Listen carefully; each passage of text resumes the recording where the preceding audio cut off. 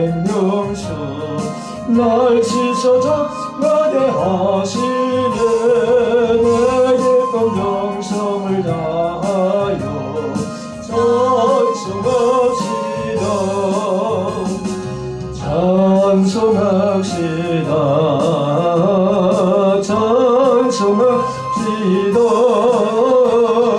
내 죄를 씻으신 주의 이름 찬송합시다 내 주께 위대한 영혼은 생명수가 음대 젖었네 은옥고 순전한 주의 이름 찬송합시다 찬송합시다 찬송합시다 내 죄를 씻으신 주의 이름 찬송합시다.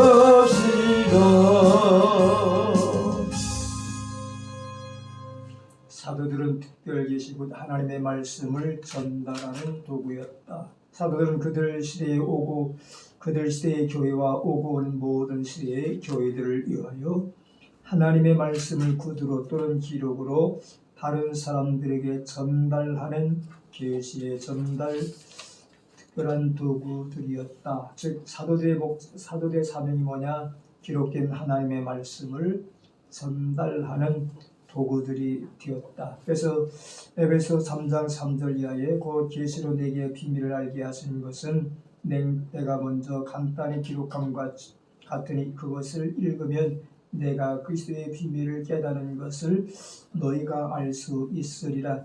이제 그의 거룩한 사도들과 선지자들에게 성령으로 나타내신 것을 다른 세대에서는 사람의 아들들에게 알지 아니하였으니 여기서 사도들은 성령의 감동으로 계시를 받고 그리고 기록하였을 뿐만 아니라 그것을 전하는 통로, 전하는 도구들로 사용되었다.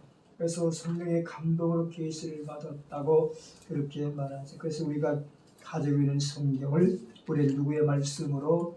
하나님의 말씀으로 받고 믿고 따르고 순종하게 되죠. 그래서 이것을 가르쳐 베드로후서 1장 21절에 예언을 언제든지 사람의 뜻으로 낸 것이 아니요 오직 성령의 감동하심을 받은 사람들이 하나님께 받아 말한 것이라. 기록된 하나님의 말씀은 사람의 뜻으로 낸 것이 아니고 오직 성령의 감동하심을 입은 사람들이 하나님께 받아서 말한 것이다. 그러므로 똑같은 책이지만 그럼에도 불구하고 우리 성경을 하나님의 말씀으로 정경으로 받아들인 까닭은 이 말씀은 성령의 감동, 성령의 조명하심을 따라 기록되었기 때문이다. 그래서 우리는 축자 영감서를 주장하기 때문이죠. 축자 영감서란 뭐냐? 한자 한자를 하나님이 기록하셨다. 누구를 통해서? 사람의 손을 빌려서 기록하셨다. 그렇게 주장하게 되죠. 그래서 데모데후서 3장 12절 이하에도 또 어려서부터 성경을 알았나니 성경은 능히 너로 하여금 그리스도 예수 안에 있는 믿음으로 말미암아 구원에 이르는 지혜가 있게 하느니라. 모든 성경은 하나님의 감동으로 된 것은 교훈과 책망과 바르게 함과 의로 교육하기에 유익하니. 여기서 바울은 하나님의 말씀을 기록하되 성령의 감동하심을 따라 기록했다고 전제하고 이 기록한 목적이 뭐냐? 그것은 예수 안에 있는 믿음으로 말미암아 사람으로 하여금 구원에 이르는 지혜가 있게 하기 위함이고, 그러므로 구원에 이르도록 하기 위해서 때로는 교훈도 하고 책망도 하고 바르게도 하고 의로 교육하기 위해 유익한 것이다. 그렇게 말하죠. 그러면서 사도 바울은 주의 최후 만찬 시에 읽지는 않았지만 그러나 후에 고린도 교회 교인들에게 교훈하기를 성만찬의 교훈을 들면서 성령의 계시가 바울에게도 임했다고 하는 것을 의미하고 있죠. 그래서 바울이 예수님을 만찬시에 예수님과 더불어 다른 제자들처럼 참여하지는 않았지만 성찬의 교훈을 깨달은 것은, 성찬의 교훈을 가르칠 수 있었던 것은 그에게도 특별한 성령의 감동이 그에게 있었기 때문에, 성령의 계시가 그에게 있었기 때문이다, 그렇게 말하죠. 그래서 고린도서 11장 23절에 내가 너에게 전하여 준 것은 주께 받은 것이니, 그렇게 말하죠. 주께 받은 것을 전할 때 신적 권위가 인정되어짐을 의미하고 있죠. 그래서 따라서 신약 성경의 과반수가 또한 사도 바울에 의해서 기록했다, 그렇게 말하죠. 그래서 바울 서신하면 여러 권을 이야기하고 있는데, 이러한 특별 계시가 그의 거룩한 사도들과 선지자들에게 성령으로 나타나신 것까지 다른 세대에는 계시되지 않았다. 에베소 3장 5절에 다른 세대에서는 사람의 아들들에게 알리지 아니하였으니 그 이유가 무엇이냐? 사도들 외에 다른 세대에게 계시가 나타나지 않은 까닭이 뭐냐? 그것은 계시가 문서로 완성되었기 때문이다, 그렇게 말하죠. 그래서 후대 모든 사역자들은 사도들처럼 하나님께로부터 계시를 직접 받는 것이 아니라 사도들을 통하여 이미 받은 계시를 증거할 따름이다. 그것은 특별 계시적 기록된 하나님의 말씀은 최종적이며 완전하여 우리의 신앙과 행위에 유일무이한 법칙이기 때문이다. 그래서 성도들의 신앙생활의 유일한 법칙이 뭐냐? 신앙생활의 근거가 뭐냐? 신앙생활 행위의 기준이 뭐냐? 그것은 하나님의 말씀으로 기록된 성경이다, 그렇게 말하죠. 그러므로 기록된 하나님의 말씀은 최종적이고 완전하여 우리의 신앙과 행위에 유일무이한 법칙이다. 그래서 우리도 사도들처럼 하나님께로부터 영감을 받아 특별한 계시를 받아서 전할 이유가 없는 까닭은 이미 사도들을 통해서 완성되어진 기록된 성경을 가지고 있기 때문이다. 물론 성경을 우리가 잘 해석하고 영감 있게 설교하기 위해서 하나님의 은혜와 도우심을 받기 위해서 기도가 필요하고, 하나님께서 주시는 생각을 받기 위해서 기도가 필요하고, 영감 받기 위해서 기도가 필요하지만, 그러나 우리가 하나님의 사도들처럼 특별한 계시를 받아서 전하는 것이 아니라 이미 사도들 통해서 기록된 계시의 말씀, 곧 성경을 전하는 자들이다, 그렇게 말하죠. 그래서 하나님께로부터 계시를 직접 받는 것이 아니라 사도들 통하여 이미 받은 계시를 증거할 따름이다. 물론 어떤 사람들은 특별 계시를 자기가 받았다, 그렇게 주장하는 사람들도 없지 않아 있게 되죠. 그래서 특별 계시를 받아서 기록한 책이 있는데 무슨 책이다 하고 주장하는 그러한 사람, 그래서 자기가 하나님의 선지자라고 주장하는 사람 있잖아요. 거기가 어디요? 말을 성도 그리스도의 교회라, 몰몬교, 일명 몰몬교. 그래서 그리스도의 교회, 그리스도의 교회가 그래서 피해를 입는다, 그렇게 말하죠. 그리스도의 교회는 이단이 아니지만 그러나 말을 성도 그리스도의 교회, 여기가 이단이기 때문에 그 이름이 비슷하니까 오해를 받고 자기들이 피해를 입는다, 이렇게 말하죠. 거기는 조셉 계시받은 사람이 있는데 그 사람이 특별 계시를 받아서 기록한 것이 몰몬경인데, 그래서 그 사람들은 주로 외국 선교사에 나와서 전도를 하니까 영어를 가리킨다고 하니까 먹히는가. 그래서 영어를 배우기 위해서 젊은 사람들이 많이 간다 하는 이야기를 들은 적이, 어쨌든 우리 이처럼 특별 계시를 받으려고 노력하는 것이 아니라 이미 기록된 성경을 바르게 보고 바르게 깨달을 수 있도록 성령의 조명하심을 달라고 우리는 구하게 되죠. 어쨌든 사도에게 이러한 사명이 뭐냐? 기록된 하나님의 말씀, 특별 계시를 잘 전하는 것이 사도들의 사명이 있던 것처럼 오늘날도 목회자들의 사명이 바로 기록된 계시의 말씀으로 기록된 성경을 잘 증거하고 선포하는 것. 따라가서 사도들에게 특별한 징조들이 주어졌으니 그들이 사도라고 하는 어떤 표적으로 특별한 징조들이 주어졌다. 사도들은 사도직과 메시지를 확증하기 위하여 때론 기업들 행하는 능력을 받게 되었다. 그래서 예수님의 제자들도 나가서 복음을 증거할 때 따르는 표적 있게 하고 그 따르는 표적을 통해서 많은 사람들이 믿고 죽게 돌아왔더라. 그래서 예수님은 제자들에게 파송할 때 귀신을 제어하고 병을 고치는 귀신을 쫓는 능력을 그들에게 부여하시고 각천과 마을에 나가서 복음을 증거하게 하셨다. 그래서 그들이 나가서 복음을 증거할 때 이러한 따르는 표적이 있게 하시고 그 표적들로 인하여 많은 사람들이 믿고 죽게 돌아와서 큰 무리를 이루게 되어지는 것을 복음서에서 보게 됩니다. 이처럼 사도들에게도 그 사도직의 메시지를 입증받기 위해서 증거하기 위해서 이적들을 행했는데 그것은 사도 바울은 사도의 표된 것을 표적과 기사와 능력을 행한 것이라고 말하고 있은즉 고린도후서 22장 12절에 사도의 표가 된 것은 내가 너희 가운데서 모든 참음과 표적과 기사와 능력을 행한 것이다. 누가는 사도들에 의하여 많은 이적과 기사들이 행해졌다고 말하면서 사도행전 5장 12절에 사도들의 손을 통하여 민간의 표적과 기사가 많이 일어나며 믿는 사람이 다 마음을 같이하여 솔로몬 행각에 모이고 사도의 안수함으로 성령의 역사가 나타났으니 사도행전 19장 5절에 6절에 바울이 그들에게 안수하며 성령이 그들에게 임하심으로 방언도 하고 예언도 했더라. 왜 사도들이 이러한 이적을 나타내게 했을까?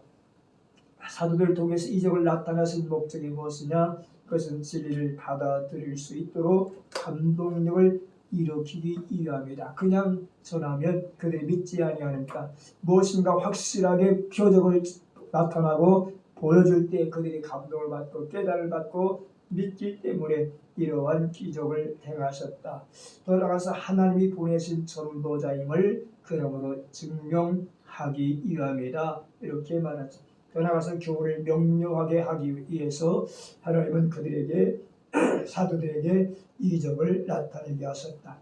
떠나가서 사도들은 이처럼 특별한 징조를 통해서 그리스도의 복음을 효과적으로 증거했을 뿐만 아니라 사도를 통해서 교회를 설립하게 되었다. 그래서 사도는 복음을 전파하고 교회를 설립했은즉 사도들은 모든 시대의 교회의 기초를 놓는 특별한 임무를 지녔으니 칼빈은 말하길 그들은 곧 사도들은 최초의 교회 건축가들로서 전 세계 교회의 기초를 쌓았다. 그렇게 말하죠.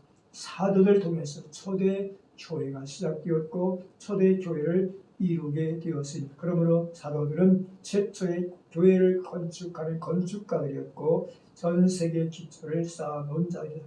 그런 의미에서 사도들은 교회의 기초석들이었다. 그렇게 말합니다. 그래서 바울은 너희는 사도들과 선지자의 터 위에 세움을 입은 자라고 하였으니 에베소 2장 20절에 너희는 사도들과 선지자의 터 위에 세우심을 입은 자라. 그리스도 예수께서 친히 모퉁이돌이 되셨느니라. 그 안에서 건물마다 서로 연결하여 주 안에서 성전이 되어가고 그러므로 사도들 만대 교회의 창설 직원이다. 그렇게 말하죠. 교회 직원 가운데도 임시직이 있고 또 뭐가 있어요? 임시직이 있고 영구직이 있다. 그렇게 말하죠. 다시 말해서 항존직이 있고 임시직이 있는데 오늘 사도들은 교회를 창설한 창설 직원이다. 그렇게 말하죠. 창설 직원. 임시직은 뭐예요? 서리집사, 또 권찰 이런 것들은 임시 전도사 이런 사역들은 임시직이라 직분은 사역을 임시로 하는 것이 아니라 직분상 행정상 그렇다는 거죠. 그런 항존직은 목사, 장로, 권사, 안수, 집사 이러한 직분을 항존직이다 그렇게 말하죠. 마찬가지로 사도들도 만대 교회를 창설한 창설 직원이다. 들어가서 사도들은 신자들의 영적 신앙 생활을 감독하는 사역을 했다. 사도는 그들이 세운 교회들을 방문하고 신자들의 영적 신앙을 감독했는데 고린도후서 11장 28절 이하에 아직도 날마다 내 속에 눌리는 일이 있으니 곧 모든 교회를 위하여 염려하는 것이다. 누가 약하면 내가 약하지 아니하며 누가 실족하게 되면 내가 액하지 아니하느냐. 사도들은 신자들의 신앙적 형편에 따라 그들을 책망도 하고 또한 교육도 하고 훈련도 하고 위로를 주게 되어지죠. 마찬가지로 때로는 강단을 통해서 회개의 복음이, 때로는 축복의 복음이, 때로는 책망과 위로와 권면의 복음이 증거하고 있는 것처럼 사도들도 그들의 형편 따라, 신앙의 형편 따라서 이처럼 책망도 하고 바르게 훈련도 하고 교육도 하고 안위를 주었다. 그러므로 그들이 잘못된 이단 사설에 빠지지 않고 배격하게 되었다.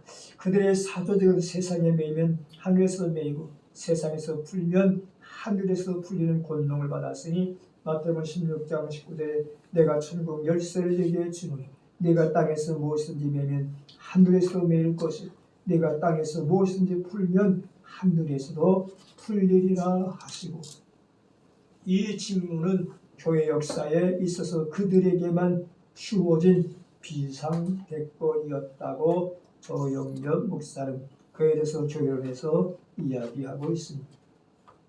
흔히 사람들은 내가 땅에서 매면 하늘에서 매요. 그러므로 나한테 잘해. 내가 땅에서 풀면 하늘에서 풀려. 그러면서 자기 권위를 주장하고 내세우는 사람들이지. 그러나 여기서 조영렬 목사는 그러한 비상권은 오직 그들에게만, 사도들에게만 존재했다, 이렇게 말하죠.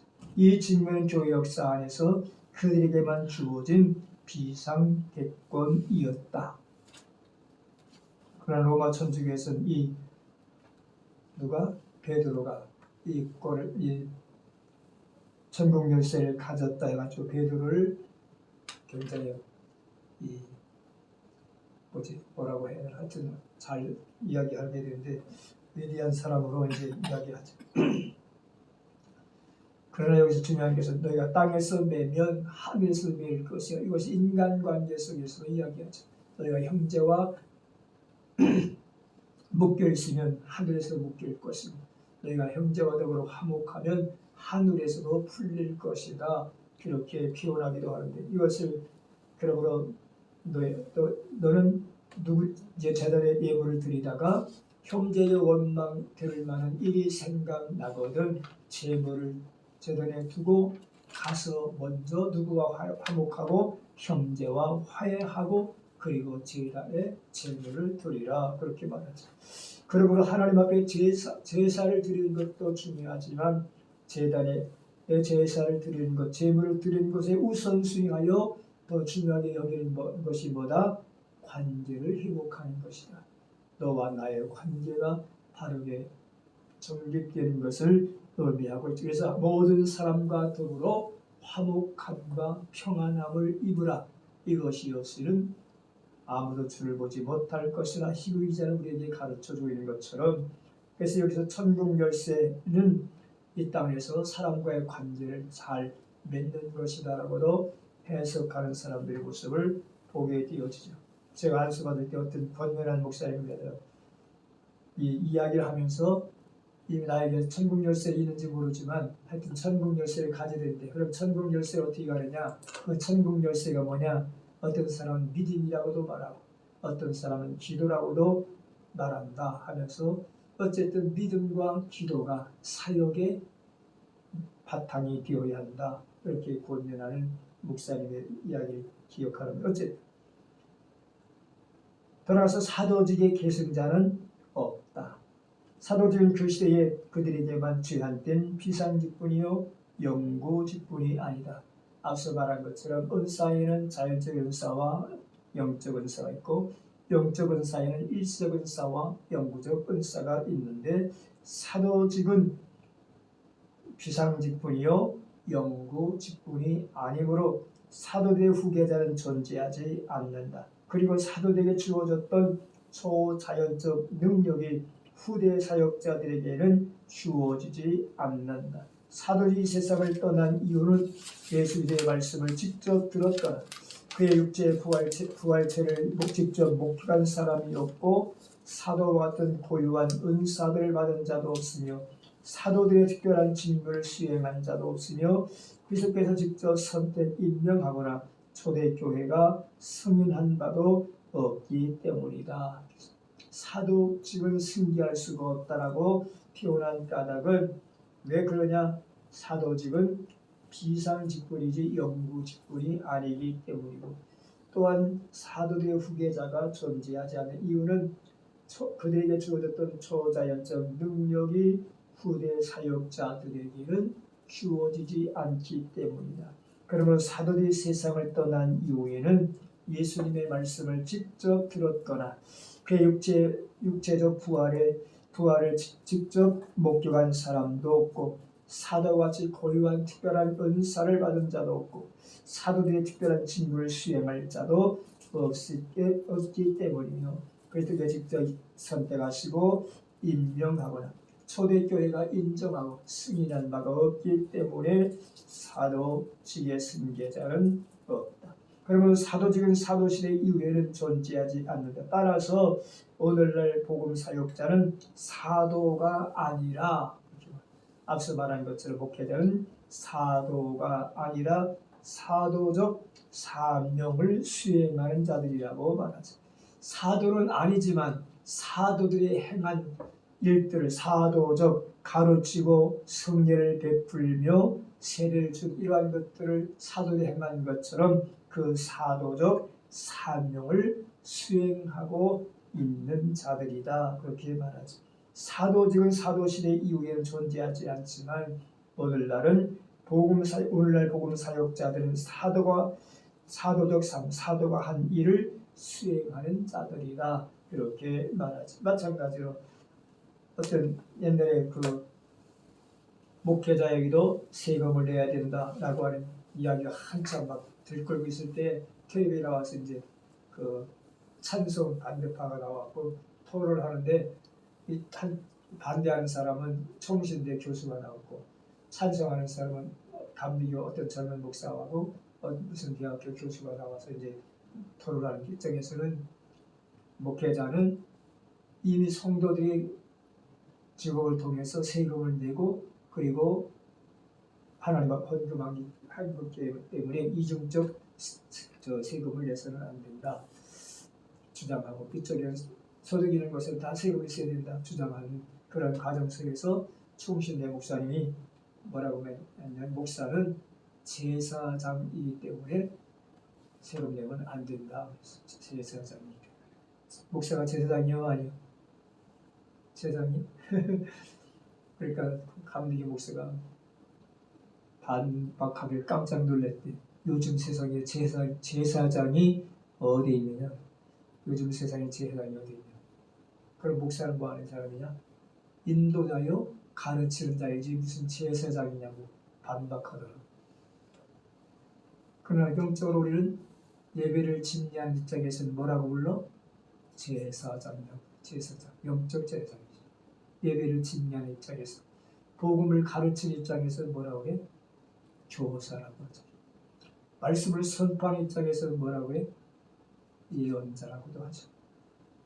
선지자라고도 하고, 복음을 전한다고 하는 의미에서 우리는 전도자라고도 말하죠. 그래서 목사의 칭호 가운데 여러 칭호가 존재하게 되는데, 어쨌든 여기도 조영렬 목사가 주장하는 것은 사도직은 사도 시대에 끝났고 사도 시대 이후에는 존재하지 않지만, 그러나 오늘날 복음의 사역자들은 사도적 사명을 가지고 그들이 행했던 일들을 수행하고 있다, 그렇게 이야기하고 있습니다. 돌아가서 두 번째 크게 생각할 수 있는 것은 선지자. 일시적 은사 가운데 사도적 은사가 있고 선지자적 은사가 있는데, 신약시대의 선지자들은 프로페타스, 사도들 시대에는 선지자들이 있었는데 사도행 11장 27절 28절 그때의 선지자들이 예루살렘에서 안디옥에 이르니 그 중에 아가보라 하는 한 사람이 일어나 성령으로 말하되 천하에 큰 흉년이 들리라 하더니 글라우디오 때에 그렇게 되니라. 사도행전 13장 1절 이하에서 안디옥 교회에 선지자와 교사들이 있으니 고 바나바와 니게르라 하는 시몬과 구레네 사람 루기오와 분노왕 헤롯의 젖동생 마넨과 밀사울이라. 주를 섬겨 금식할 때에 성령이 이르되 내가 불러 시키는 일 위하여 바나바와 사울을 따로 세우라 하시니. 사도행전 15장 32절 유다와 실라도 선지자라 여러 말로 형제를 권면하여 굳게 하고. 고린도전서 12장 18절에 하나님의 교회 중에 몇을 세우셨으니 첫째는 사도요, 둘째는 선지자요, 셋째는 교사요, 그 다음은 능력 행하는, 그 다음은 병고치는 은사와 서로 돕는 것과 다스리는 것과 각종 방언을 말하는 것이라. 에베소 2장 20절에 너희는 사도들과 선지자들 터 위에 세우심을 입은 자라. 그리스도 예수께서 친히 모퉁이 뜰이 되셨느니라.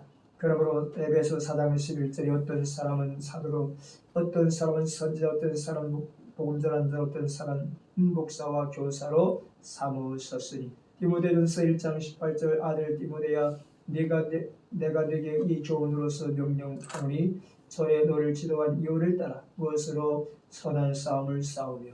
디모데전서 4장 11절에 네 속에 있는 은사고 장로에 의해서 안수받을 때의 예언을 통해 받은 것을 가볍게 여기지 말며. 여기서 선지자들이 나오는데 아가보, 바나나, 시몬, 누기오, 마나엔, 사울, 유다, 실라 등이 이 선지자 단열에 속한 사람들이다. 사도시대의 선지자직은 앞서 말한 사도직처럼 일시적 직분이었다고 말합니다. 선지자들은 하나님의 말씀의 은사를 많이 받은 사람들이며 그런 이따금 신비한 비밀의 말씀들을 계시하고 죄를 책망하며 장차 되어질 일들을 예언하는 기구들로 사용되었다.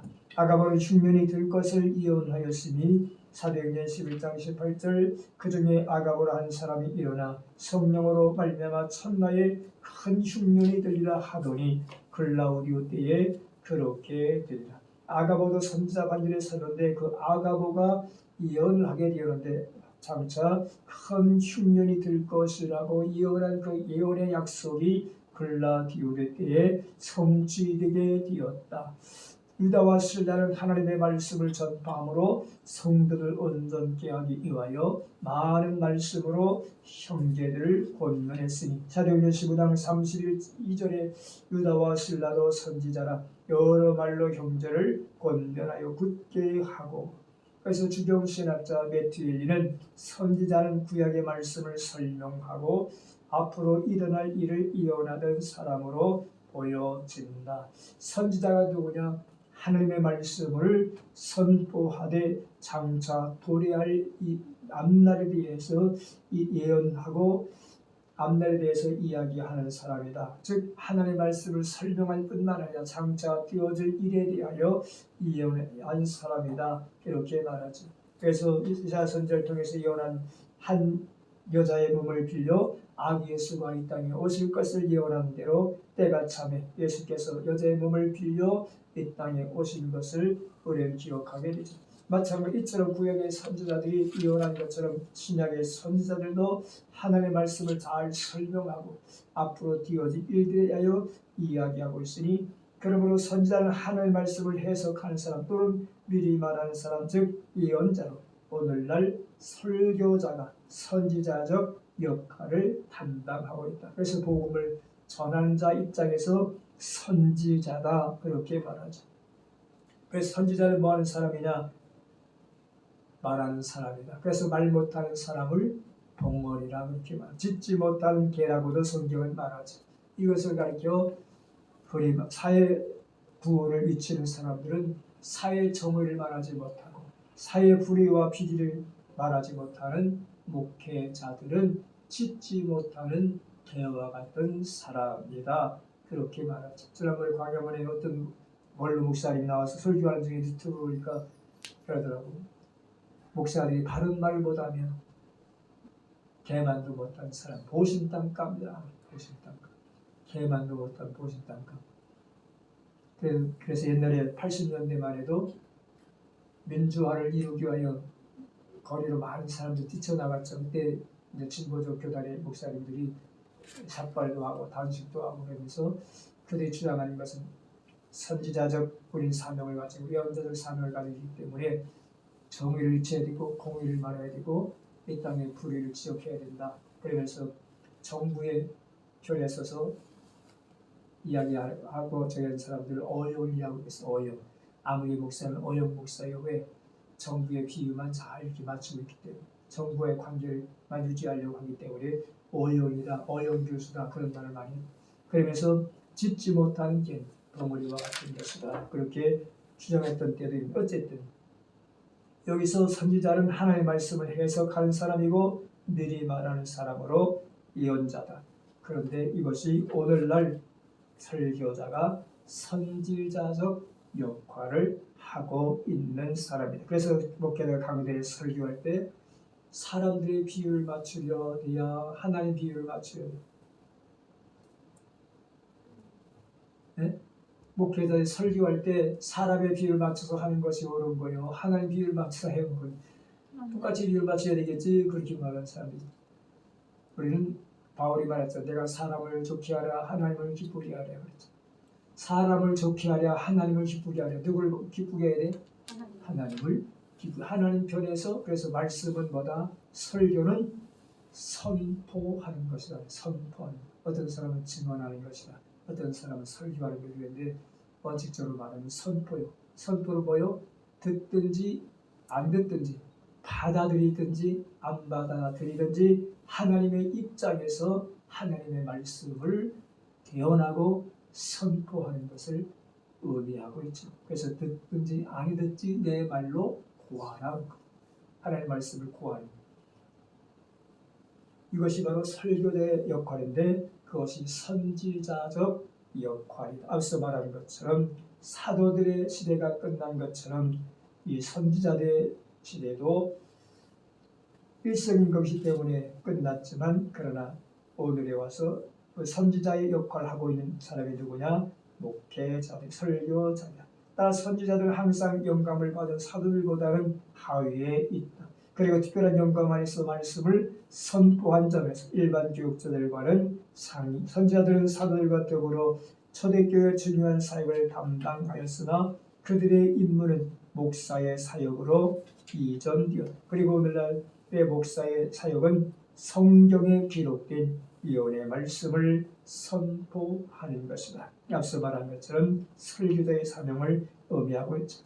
구약시대의 선지자와 신약시대의 선지자는 무엇이 상이하냐? 차이점이 무엇인가? 그것은 구약의 선지자들은 국가적 지도자들이요 애국자들이요 개혁자들로서 하나님의 말씀을 구두로 선포할 뿐만 아니라 문서로 기록했으며 선지자의 사역 기간도 구약의 선지자들은 장기간 오랫동안 사역했다면 신약의 선지자들은 구약의 선지자이고 대조적으로 하나님의 말씀을 구두로 받아 선포를 하였지만 문서로 기록하지는 않았다. 앞서 말한 바울을 제외하고는 선지자로서의 자격도 구약시대의 선지자들보다는 미흡하여 선지자의 사역 기간도 매우 단기적 일시적이었다고 말하죠. 그래서 선지자직은 사도직과 같이 신약 성경이 완성된 초대교회 시대에 끝났으므로 그 이후에는 존재하지 않는다. 칼빈은 말하기에 선지자는 신적 의지의 모든 해석자들을 의미하지 않고 특별한 계시로 뛰어난 자들을 의미하나 지금은 이 같은 사람들이 존재하지 않으며 또는 뚜렷하게 나타나지 않는다라고 그렇게 말하면서 그 이유가 뭐냐? 왜 초대교회처럼 또 선지자들의 역할이 뚜렷하게 나타나지 않느냐? 그것은 신구약 성경이 뭐로 완성되었기에 문서로 완성되었기 때문이다. 그래서 특별 계시를 받으려고 우리가 애쓰고 힘쓰고 노력할 이유가 없는 까닭은 이미 하나님께서 계시의 말씀으로 완벽하게 문서로 완성되었기 때문이다. 그렇게 말하죠. 따라서 그게 이제 세 번째로 이적의 은사가 있다. 기적의 은사가 있다고 말하죠. 기적의 은사는 낮은 은사 가운데 첫째로 기록되고 있은즉 그래서 고린도서 12장 18절에 모든 이제 직분들을 이야기하는 중에 하나님의 교회 중에 며칠 세우셨으니 첫째 사도요 둘째 선지자 셋째 교사요 그 다음은 능력을 행하는 자요 그 다음은 병고치는 자 병고치는 자와 서로 돕는 것과 다스리는 것과 각종 방언을 말하는 것이라. 사도들과 선지자들, 교사들 무엇보다 중요하고 그렇게 말합니다. 우선순위가 뭐냐? 사도요, 선지자요, 교사라고 말하면서 기적과 같은 다른 은사들은 2차적인 것이다. 그렇게 사도는 말하죠. 그래서 기적의 원어의 뜻은 두나미스라고 하는데 이는 고유의 능력 혹은 본성 자체 안에 거하는 능력이라는 뜻이다. 이 단어는 기적의 본질과 목적을 나타내는 다른 단어들과 함께 사용되었음즉 고린도후서 12장 시절의 사도의 표가 된 것은 내가 너희 가운데서 모든 사문과 표적과 기사와 능력을 행한 것이다. 사도들의 표로서 표적과 기사와 능력의 단어들이 함께 등장하고 그러기에 기적은 사도적 혹은 선지자적 은사를 입증하기 위한 신적 능력의 표시인 것이다. 이러한 기적의 은사들이 사도시대와 더불어 중지되었다고 존 월브워드는 주장하고 있는데 그래서 저희 영역 목사는 이적이나 병고침은 단순히 하나님의 능력만을 전시하기 위함이 아니라 사람들의 필요를 채워주며 하나님의 영광을 드러내기 위함이 이적은 별단고 이적을 행하는 자를 과시하기 위함이 아니라 사도시대에 주어졌던 이적은 사도직과 더불어 사연이 끝났다라고 주장하고 있게 되어지는데 그래서 우리에게 이적을 주신 까닭이 뭐냐? 병 고쳐주신 까닭이 뭐냐? 그것은 하나님의 영광을 드러나기 위해서 그리고 하나님께서 인간의 필요를 채워주시기 위함이다. 즉 이적을 행하는 사람이 어떤 것을 과시하고 나타내기 위해서 이적을 주시는 것이 아니다. 표적을 주시는 것이 아니다고 전제하고 그러나 이것도 사도시대의 주립과 더불어 사연이 끝난 것이다. 그렇게 주장하면서 존 월버드는 기적의 은사들이 사도시대와 더불어 중지된 까닭은 하나님의 영감으로 기록된 하나님의 말씀의 도래와 함께 부차적인 기적의 역사의 필요성이 소멸함으로 신적 능력의 효시를 사도시대에 제한하려는 것이 하나님의 분명한 목적이었다. 사도시대와 선지자시대처럼 이적이 따르지 않는 것은 표적이 나타나지 않는 까닭은 이미 기록된 하나님의 말씀이 있기 때문이다. 그렇게 주장하고 있죠. 그래서 기적의 인사들이 사도시대와 더불어 중지된 것은 하나님의 영감으로 기록된 하나님의 말씀의 도래와 함께 부차적인 기적의 사역의 필요성이 소멸함으로 신적 능력의 효시를 사도시대에 제한하는 것이 하나님의 분명한 목적이다. 그러나 이러한 은사는 중지되었으나 중요한 것은 이러한 은사는 중지되었으나 기적은 계속 되고 있다는 것. 은사는 중지되었는데 어떻게 보면 모순적인 건데 은사는 중지되었는데 기적은 계속 일어나고 있다. 그렇게 말하죠. 그러면서 교회사를 통해서 자주 기적이 존재하고 있었음을 보여주고 있으며 하나님께서는 믿음과 기도에 대한 응답으로 역사 속에 간섭하셔서 위대한 일들을 행하고 계십니다. 하나님은 성도들의 기도와 간구에 응답하셔서 병을 고쳐주시고 문제를 해결해 주시고 기적을 베푸시는 일을 하고 계시는데 그래서 인간의 삶 속에 여전히 간섭하시고 응답으로 역사하시는데 그럼에도 불구하고 사도시대 이후로는 그 누구도 모든 병자를 고쳐 죽은 자를 살리며 기적을 행하는 비상한 능력을 받은 사람은 아무도 없다. 죽은 자를 살렸다는 은사자들 봤습니다. 죽은 자를 살렸다. 그래서 모든 병이 다 은사자한테 간다고 다 치료받는 것이 아니에요. 옛날에 제가 시골에서 목회할 때 어떤 암 환자가 병원에서 이제 어느 정도 이제 치료를 받고 가망성이 없다 그래갖고 저기 파주에 어떤 어느 기도원 이야기 안 하는데 그 기도원에 갔어. 거기 가면 이제 거기 한 사람들이 가면 치료받는다, 고침받는다 하니까 거기를 찾아갔어. 근데 가서 있다가 전혀 차도가 없고 이제 갈 때가 되니까 나와서 자기 이제 고향을 찾아와서 고향 자기 동생이 살고 있는 고향을 찾아와서 거기서 며칠 계시다가 이제 가셔가지고 입관할 때 이제 자기 사촌이 이제 저 복계동에 무슨 장로교회 장로님인데 그분이 와서 염한다고 와서 예배 입간 예배를 드려달라고 해서 이제 입간 예배 드리고 그분하고 이제 같이 영원하고 이제 예배는 나중에 이제 바른 예배, 장례, 그 하관 예배는 그분 이제 서울 살았었는데 서울에서 이제 다니던 그 교회 담임 목사가 와갖고 이제 나중 모든 예배는 이제 진리한 적이 어쨌든 그분은 거기 가면 낫는다 하니까 갔어. 근데 거기 갔어도 치료받지 못하고 다 유명하다고 해서 다 치료해 주는 것도 아니고 치료받는 것도 아니고 그래서 여기 그랬잖아. 사도 시대처럼 선지자 시대처럼 모든 병을 다 고치는 것도 아니고 죽은 자를 살리는 것도 아니고 이러한 비상한 능력을 받은 사람도 아무도 없다. 즉 사도직의 은사와 예언의 은사가 그치자 기적의 은사도 그쳤다고 하는 것이다. 그럼에도 그리스도인들은 하나님께서 기적을 행하시도록 호소할 수 있고 하나님은 기도에 응답하십니다. 기적의 은사가 끝났지만 그럼에도 불구하고 하나님의 역사는 유효하기 때문에 하나님의 간섭은 계속되기 때문에 그 하나님께 기적을 행하시도록 도와주도록 호소할 수 있고 우리의 호소를 들으시고 하나님은 기도에 응답하십니다. 그래서 하나님은 아직도 그가 원하시면 기적을 행하시고 병든 자를 고치며 죽은 자를 살리실 수 있다. 이러한 기적들은 인간의 뜻에 의해서 일어난 것이 아니며 영적인 은사로 수요되는 것도 아니고 다만 하나님의 주권적이며 개인적인 것이다.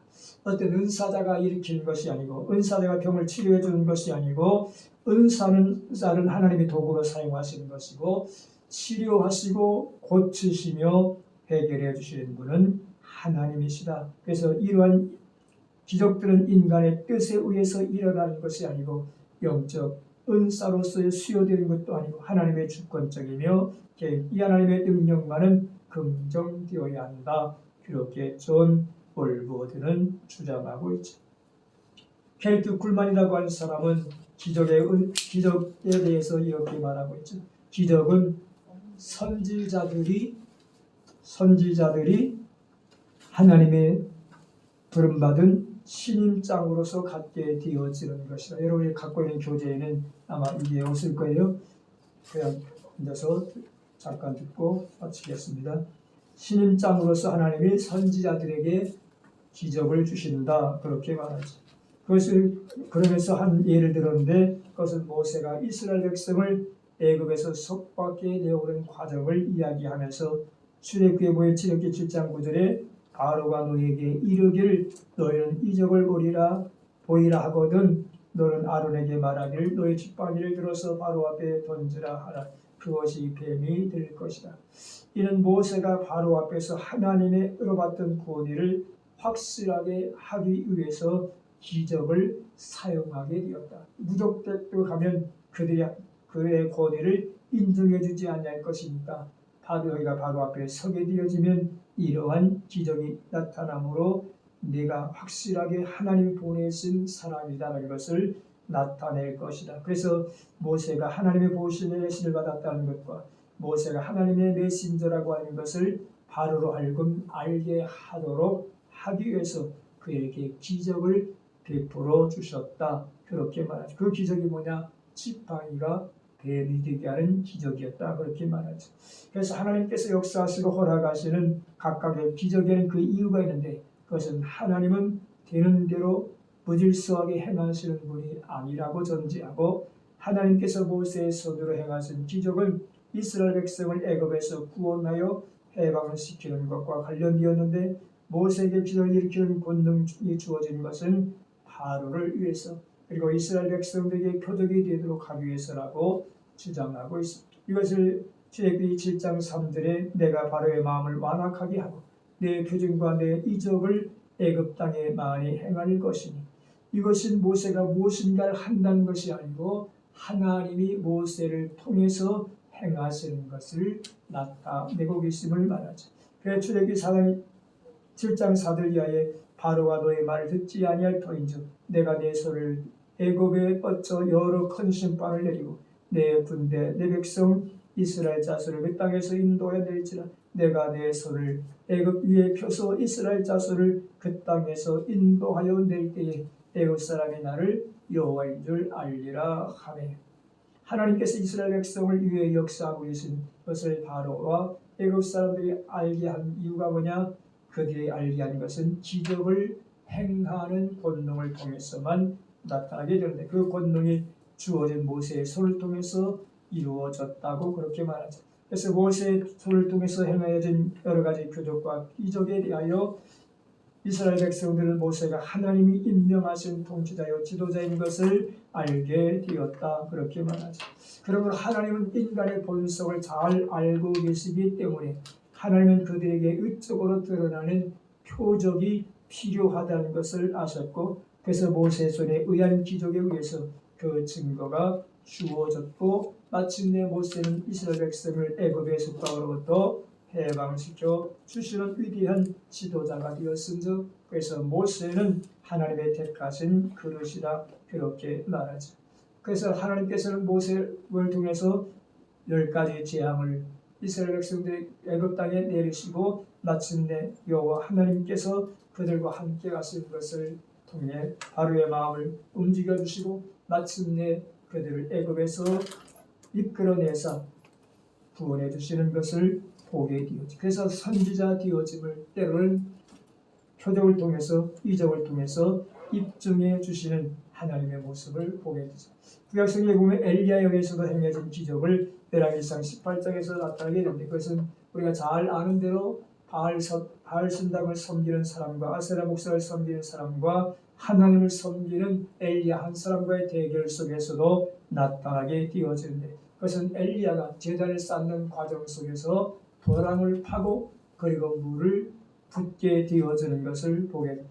도랑이 넘치도록 물이 채워지게 되었고 그리고 믿음으로 나아가서 하나님께 기도할 때 아브라함의 하나님, 이삭의 하나님, 이스라엘의 하나님 여호와여 도와달라고 응답해달라고 간구할 때 하나님은 그의 기도의 응답으로 역사하셔서 불이 임하게 되어지고 제단의 재물을 다 띄우게 되어지고 도랑의 물까지 다 마르게 되었고 많은 사람들이 여호와 하나님이 참신인 것을 알게 되었다 그렇게 말하죠. 여기서 무엇을 말하느냐? 엘리야의 믿음과 하나님의 능력의 역사가 조합을 이루었다 그렇게 말하죠. 그것은 도랑을 팠고 물을 아구까지 채우는 것은 엘리야의 믿음의 표시였다 그렇게 말하죠. 그래서 엘리야의 믿음을 통해서 하나님은 역사하셔서 그가 하나님의 사람인 것을 그래서 엘리야가 기도합니다. 내가 하나님의 종됨과 하나님의 사심을 보여달라고 기도할 때 하나님은 그의 기도에 응답으로 역사하셔서 여호와가 참으시는 것을 입증해 주셨고 그가 하나님의 보내신 하나님의 종인 것을 입증해 주셨다. 무엇으로? 표적으로, 무엇으로? 기적으로 나타내 주셨다. 왜 사람들은 표적을 보지 아니하면 기적을 보지 아니하면 믿지 않기 때문에 오늘 현대도 많은 사람들이 초신자들에게 나타난 가장 은사가 큰 은사가 뭐냐? 방언이다 그렇게 말하죠. 왜? 방언의 은사를 경험함으로 인하여 그가 확실히 하나님의 사랑과 은혜를 깨닫고 체험하고 하나님의 존재하고 계심을 인정하게 되어지게 초신자들이 가장 강력하게 체험하는 것이 최초로 체험하는 것이 교회 와서 체험하는 것이 방언이다 그렇게 이야기하는 사람도 있게 되어서 어쨌든 이처럼 성령의 은사 여기에서 사도적 은사가 있고 선지자적 은사가 있고 기적의 은사가 있는데 이 모든 것을 은사 분류로 보면 일시적 은사에 속하는 것들이다 이렇게 말합니다. 여기까지 하고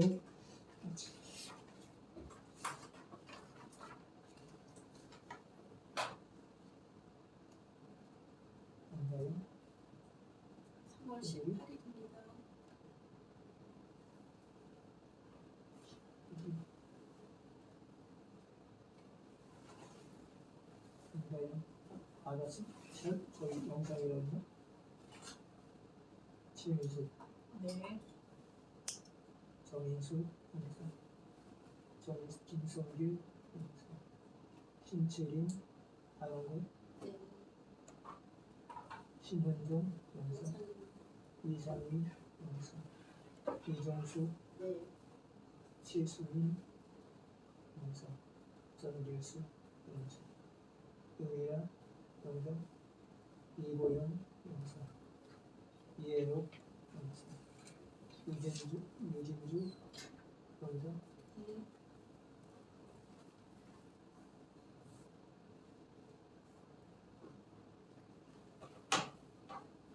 자비로우신 주님, 성서에 나타나는 은사들을 고찰하는 중에 일시적 은사 가운데 사도 연사, 선지자 연사, 이적 연사를 자리에 묵상했습니다. 성령님 조명해 주셔서 각자 하나님께서 은사를 주시되 하나님의 뜻대로 각 사람의 필요에 따라 은사를 주신다고 했으니 그것은 자신의 유익과 더불어 교회 공동체의 유익을 얻게 하기 위하여 은사를 주신다고 했으니 내게 주신 은사와 사명을 자각하고 우리 자신에게 유익이 될 뿐만 아니라 하나님의 교회에 유익을 끼치며 하나님의 교회를 세우며 성들 온전케 봉사를 감당하는 선한 도구들로 삼아 주옵소서.